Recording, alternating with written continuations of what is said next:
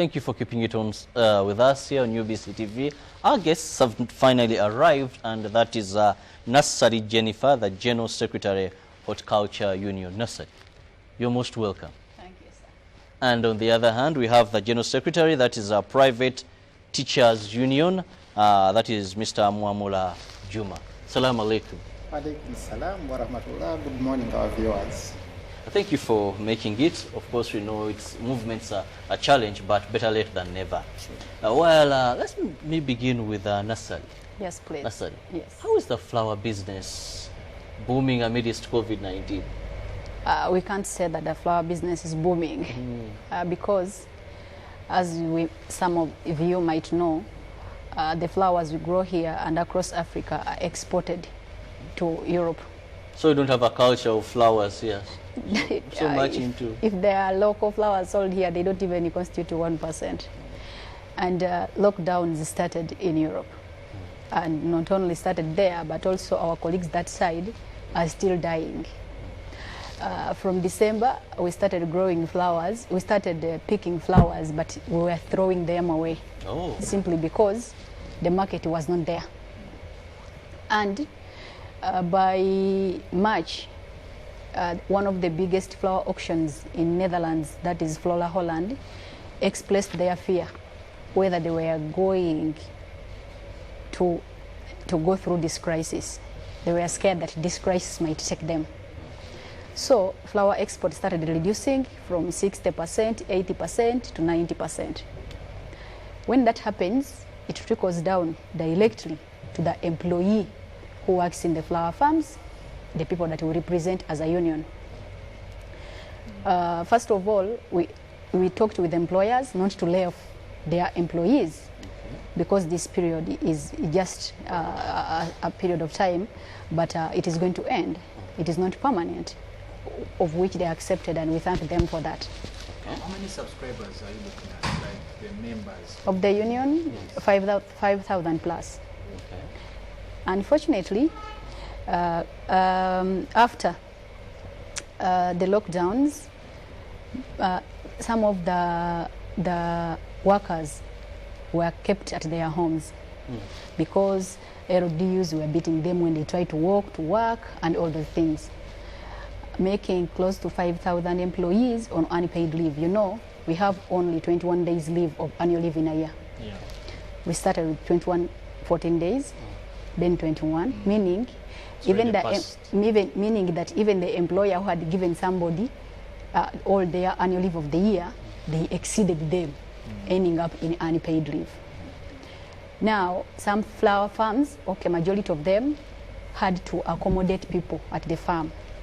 That is an extra cost because they had to feed them, to give them where to sleep, and all the basic needs that they needed by that time.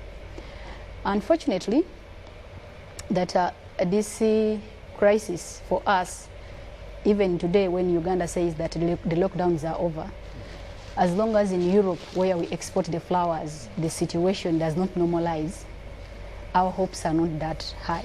But they say that cargo flights can still make their routes. But is that true for the flower industry? It is true, but if the person where you're taking the flowers is saying, don't bring because I don't have market, it is quite challenging. Many of the flower farms across Africa have closed. Okay. Even those that have not closed, they have laid off tens and thousands of employees. We are not sure of the future of this sector if this COVID does not stop, because if there are no weddings, no parties, no burials, you can't visit a loved one. Even the occasions, the big days which are known, Christmas, Easter, Valentine's, Mother's Day, those are the days when the flowers are sold most. Those are the days for decorations, those are the days that people give out flowers. All these days have come when people are in lockdown. So it is challenging to us. And then when you look at the situation right now, the cry of everybody, all employees, they are saying, why can't we get a percentage of our NSSF savings?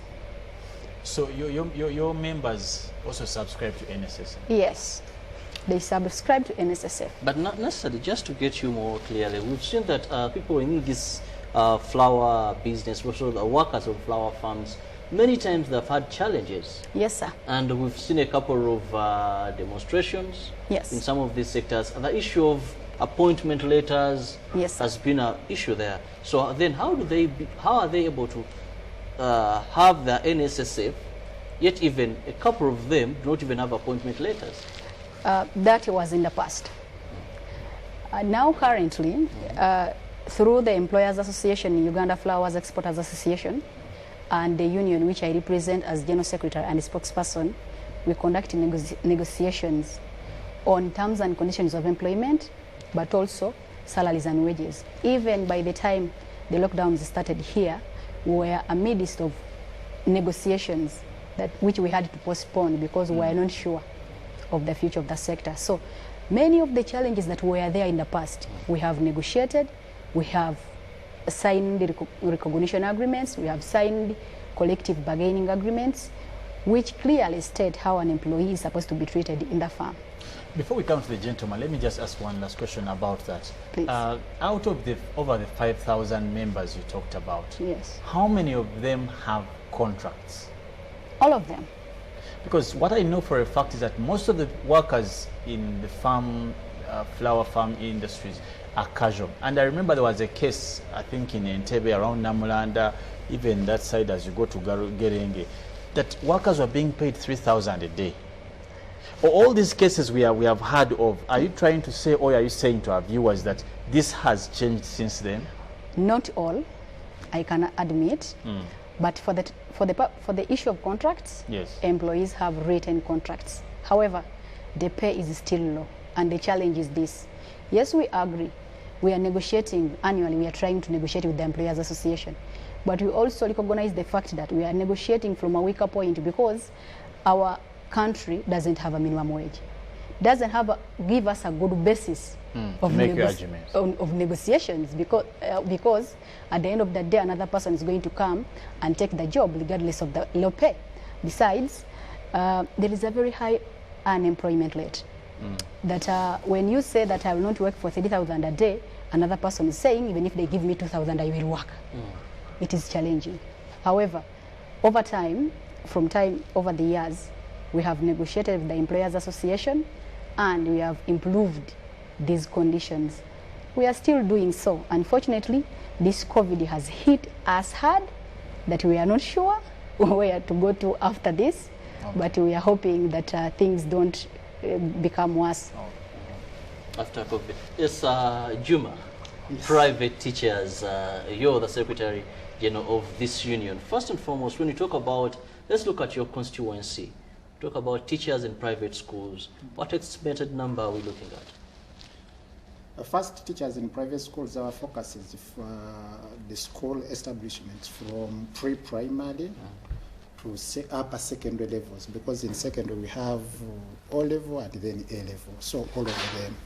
And we do focus on all workers, of course teachers being the niche, but all workers including the support staff within these institutions.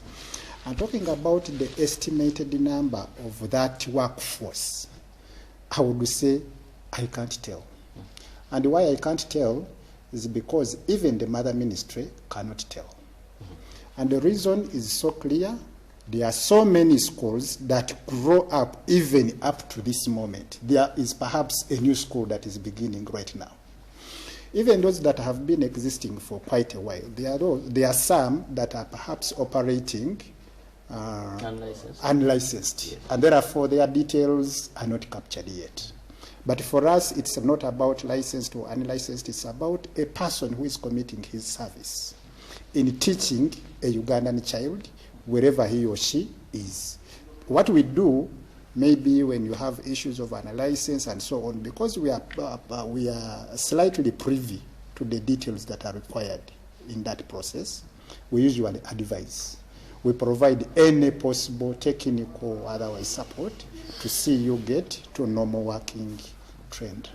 Let's look at teachers now in private schools. We know the education sector is one of the sectors that His Excellency first mentioned, saying the 15 million should go back home, because this is a big number of people in concentration, and if there's an outbreak, then it would be disaster. Since then, teachers have been home. Some schools have not even been able to pay teachers during holiday time, even before COVID, because they are not teaching. How are you handling this situation right now? At now, it is more of lamenting. I should tell you that just a while ago, we just did a very simple survey to really make an estimation, a picture of the extent of impact of the situation. And the cries across the country are very alarming. One thing is that the announcement for the lockdown began on 18th of March. And the very first immediate work target was schools. Schools were closed with immediate effect. And the usual practice of private schools is that school owners usually pay from the monies they get from parents. At that time, it is very unusual to imagine that many parents had cleared off all the fees. And therefore, even the school collections were still small. So, by any minimum imagination, perhaps the schools did not have the full ability to sustain their teachers up to the end. But also there are those that deliberately just go about to do defaults for one reason or the other, like my sister just alluded to the fact that there is a high unemployment. There are even so many people who are willing to take up even when you leave crying and you say the situation here is deplorable, somebody is like, leave, I will come and try it out. So that is the state of affairs. But now, people having broken off after that lockdown, when the school collections are limited, very few of them have been advantaged with the earnings, with the salaries from their schools.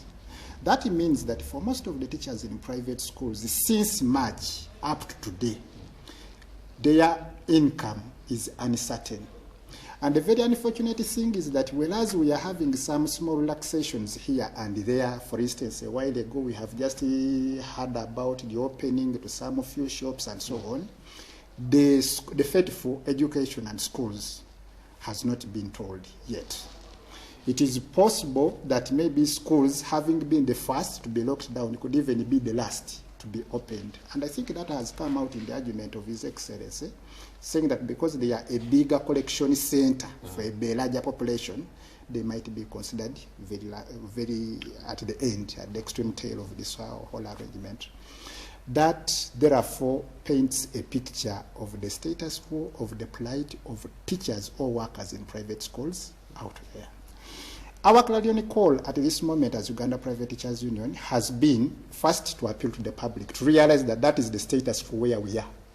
And therefore, for a few persons who have been advantaged to establish schools, perhaps by the advantage of some wealth around them, we want to make an appeal that look forward to your staff. From whatever you are surviving with your family, consider that math teacher, consider that history teacher, consider that SST teacher. Think about him as somebody who needs to go through this life. It is very important for us to recollect on a case that just happened at the beginning of this COVID in Jinja here in Buwenge. Somebody having lost the hope of going to school where he could earn something, and perhaps even if the earning is delayed, but at least he would be sure that I can be able to partake of the dry tea that can be served at break time. When all those opportunities were crushed, people lost hope. And one teacher there committed suicide. So those are some of the temptations that are running through the brains of people. But let me ask something. That all said, as a union, we know that Uganda has a union, I think the UNATU or something. Yeah, we do have our sister union, UNATU, yes. I think largely for our colleagues in public schools. And for them, they are not affected because their salaries are steady. That's very true. Your union as well. Now, I've been talking to my brother Robert here earlier, and probably the same question will go to my sister, that we see a lot of associations coming out now to seek for assistance, aid, and all these things. But what do we plan? What is the purpose of these unions just beyond association? You as a union of private teachers, what do you do beyond just associating And probably the same thing for the workers there in the flower industry. Don't you think we should our associations aligned to a much more better benefit? It is not even 2 months, but people are flying around. Even you can imagine schools are already closing, if you may know. What kind of associations do we have, and what kind of businesses that cannot even sustain themselves a month and a half? Is it really relevant for us to have such associations? I'll start with you and later on. It is outstandingly very relevant to have unions in place. Yes. Unions are workers' organizations, and at every time, workers do have issues that they need to address. And we are advantaged to address our issues when we are in unity than when we are in our individual rights. Capacities. In individual capacities. Now, fundamentally, the role of a union is collective bargaining, where we go engage the employer on how we pay and so on and so forth, is representation and others. But currently, the unions have moved a little beyond that. We go into issues of proposing policy, issues of contributing to legislation through our levels of participation. And that is why my sister here has been stating about the issue of NSSF amendment.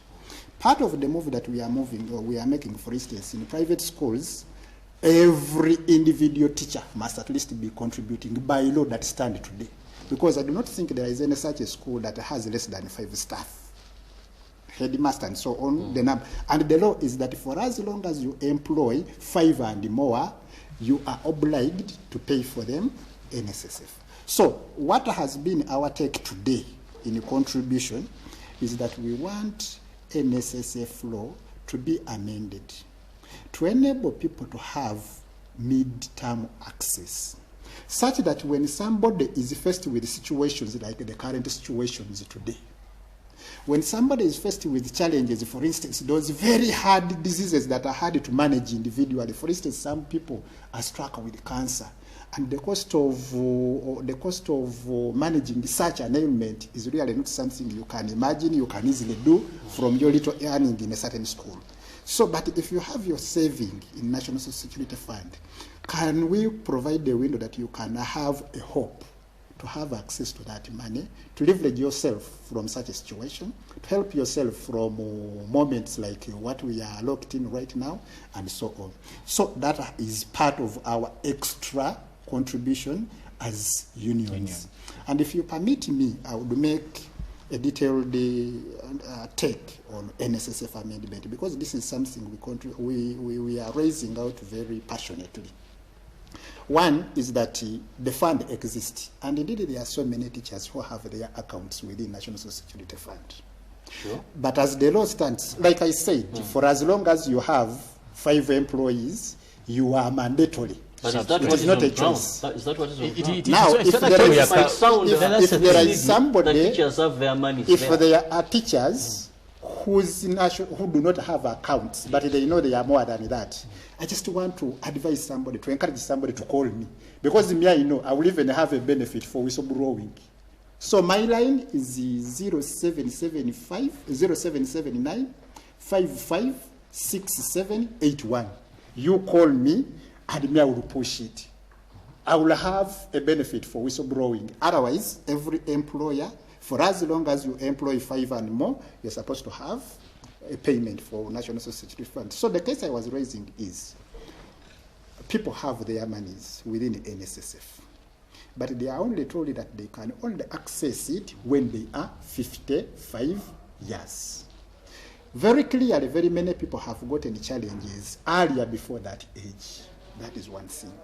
So, and yet the principle of social security is really not only about age. Here we have narrowed our understanding of social security to the concept of old age, that vulnerability only strikes you when you are old. I am aware of so many people who are even 80 years when they are living very lavishly and in pleasure. And yet there are those who are very young but living very miserably and in a situation that requires assistance. So we want us to redefine the concept of social security, to realize that social security can have other needs beyond age, other needs such as very serious sicknesses, like I just talked about cancer and cholera, or some of those very hard deadly diseases which are even so hard to treat. Emergent situations, like right now we do have the COVID situation, maybe next time it will be something so strange. We want to have a flexibility that can appreciate occurrence of such situations and therefore grant permission. So therefore, a clause for mid-term must be provided for. There is a misconception because we have over-pushed. First of all, we pushed for that, and there was some small resistance. So when people realized that we were mounting some reasonable force, they kind of wanted to acknowledge the concept of mid-term. But now for them, they are saying that for you to access mid-term, over the money you contribute for NSSF, you should have contributed some other voluntary monies. And therefore, you can only access mid-term from the voluntary contributions you raised. For instance, the contribution for NSSF is 5% deducted from your salary, then 10% a top-up from your employer, which is 15%. Now, when you pay that monthly 15%, you have a choice to raise the percentage from 15 maybe to 20 or whichever percentage. That other additional increment is your own personal choice. So some land guys around who want to defeat the whole concept are saying that until you raise over and above 15, so it is from that smaller percentage of over and above 15 that you can only access the mid-term. And we are saying this is bad. It's unfair. It is very unfair, and it is not what we are soliciting for. And Nasari, maybe to draw more light to this, when did this campaign begin? Is it in the times of COVID-19? No. If so, how sustainable would this be? To begin with, the amendment bill on NSSF was made in August last year. That was far away before COVID. Sure. And among the issues that we were pushing and still pushing is mid-term access. The COVID issue has just come up recently because it is now it's what just it, giving evidence yes, for the need. Because it is there. Unfortunately, the bill itself talks about mid-term access to voluntary savers. If you ask how many voluntary savers are there, they will tell you there are 50,000. And the mandatory savers, 2.5 million. And is this law coming only to benefit minority? In my opinion, the law should come to benefit majority. Besides, the NSSF fund, it is the conception, like my brothers said, that it is only old age that needs assistance. Unfortunately, at this point, the fund is managed under Ministry of Finance. Yet, in the country, we have a ministry that caters for social issues. That is Ministry of Gender, Labor, and Social Development. So our appeal as workers, as savers, is that let the management of this fund be transferred from Ministry of Finance to Ministry of Gender, because Ministry of Gender understands the social issues of people far way better than Ministry of Finance. Ministry of Finance looks at investment. Ministry of Gender looks at the social aspects. They actually thrived with the volumes of money, not necessarily what that money should do. Exactly. When you look at NSSF, by the time when they tried to liberalize NSSF, UBRA came in place. UBRA. Unfortunately, when the liberalization did not go through, the UBRA Act remained. Now, annually, from NSSF fund, we pay a very big sum of money to NSSF. For example, last year, we paid 60 billion to UBRA. UBRA is a government entity, fully funded by government. On top of that, then the fund also pays UBRA. That is double funding from my savings. Unfortunately, they have also brought it in the amendment of NSSF Act that a levy shall be paid to UBRA, just to regularize the double funding. Yet UBRA is fully funded by government. Sure. Why? we are calling upon parliamentarians that let them take interest in these issues that we are raising. Because a person who is working in a flower farm cannot access a penny today out of their NSSF, but 6 billion are transferred to UBRA. I will not say that these people are rich, but it is my assumption that they are. Which people? The UBRA people? Yeah. What is UBRA, for our viewers to understand? Uganda Retirement Benefits Regulatory Authority. Okay. It is an institution that was created by the government. Yes. And it is fully funded by government because it is their entity. Unfortunately, today, when we talk about the let them allow a percentage of the savings with the savings with NSSF for the savers to access it, the people are saying no.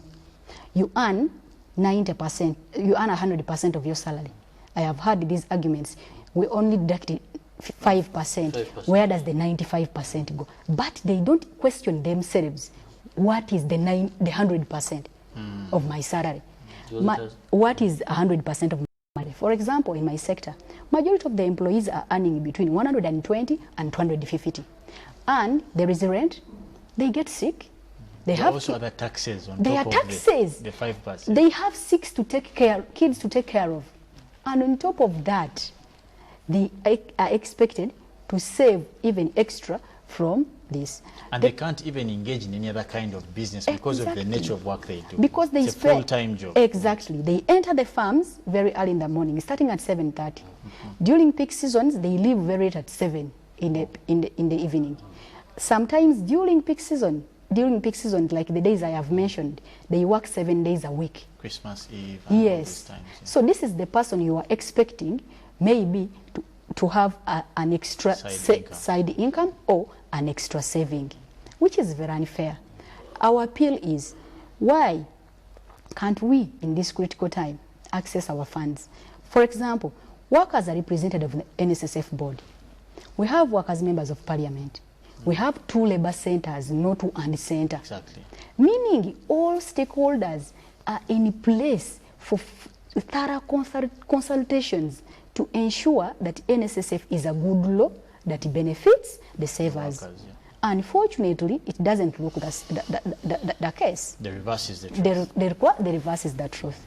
Another thing is, today when you look at the NSSF itself, when the employers are there and the employees are there and the workers are there. But UBRA, because it is a government entity, workers are not represented on UBRA. They're not yet retired. Look here. But they are the ones, UBRA is the entity that directs where my money is supposed to be invested. Yeah. Is the one that directs who to borrow my money. Why am I not represented there? So that I also see decision making. There is a very big gap in decision making. Workers are left out in very many issues. For example, we have 2 labor centers, but if you look at the National Task Force today for COVID, the 2 labor centers are not represented. The workers are not there on the task force. Yeah. Yet, workers are suffering, are most hit by this crisis. That's true. So we request the authorities to reconsider us as workers and look at us as possible solution givers. Because in the past, yes, trade unions were known for making noise, for fighting and what have you, but gone are the days. Things have changed. The world has changed, especially now in this COVID. COVID has taught us very many things, believe me. So I believe if they bring us on board, we can from time to time give them advice. Yes, we have a tripartite arrangement. And 2 weeks back, a meeting was there. Ministry of Gender, Employers Association, and the trade unions. And our document was read by our Minister Tumwebaze on Labor Day to His Excellency.